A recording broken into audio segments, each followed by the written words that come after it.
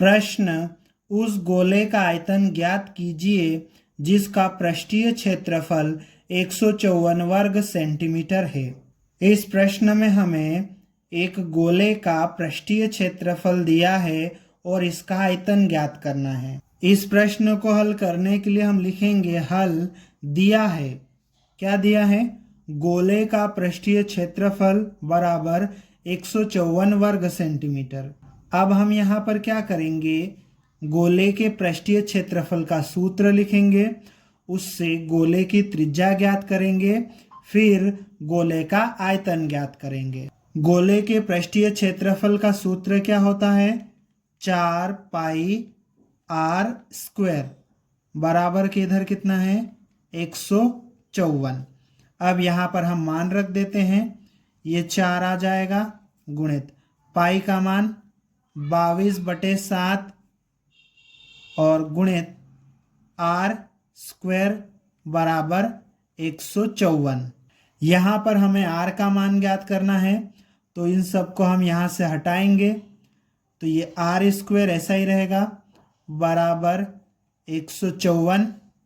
अब आर के साथ में जो गुणा में है वो 154 के बटे में चले जाएगा, तो ये 4 और 22 154 के बटे में आ जाएगा, और जो भाग में है वो गुणा में चले जाएगा। ठीक है, अब इसको थोड़ा सा हल कर लेते हैं। इसको काट लेते हैं 11 के पहाड़े से। 11 के पहाड़े में 22 दो बार में आता है, 11 के पहाड़े में 11 एक बार में आ जाएगा। अब 15 में से 11 आ गया, बचा कितना फिर? 4। तो 11 के पहाड़े में 44 4 बार में आ जाएगा, ये इस तरह से कट जाएगा। अब इसको और काट लेते हैं। 2 के पहाड़े से 14 को 7 बार में काट लेंगे और 2 के पहाड़े से 4 को 2 बार में। अब यह आर स्क्वायर बराबर यहाँ कितना है? 7 गुणित यहाँ कितना है? 7 बटे में कितना है बचा? 2 गुणित 2। हमें आर का मान निकालना है, तो ये घात 2 हटाएंगे तो सामने वाला वर्गमूल में चले जाएगा, तो ये सारी चीज़ें वर्गमूल में आ जाएगी।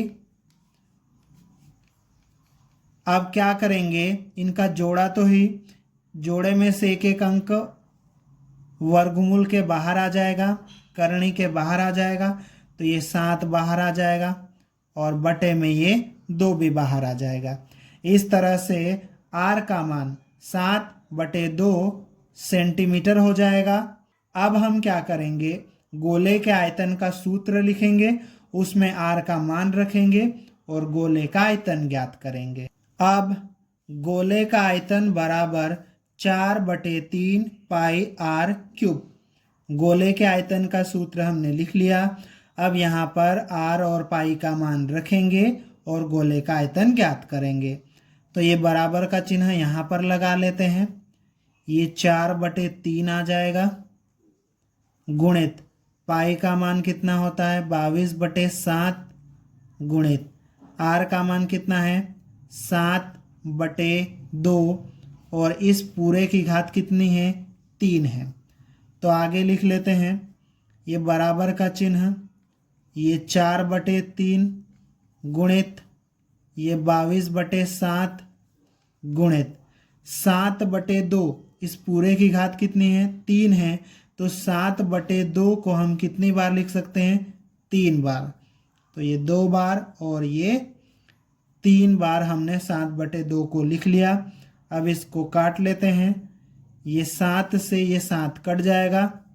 ठीक है, 2 के पहाड़े से ये 1 बार में और 2 के पहाड़े से 4 कट जाएगा 2 बार में।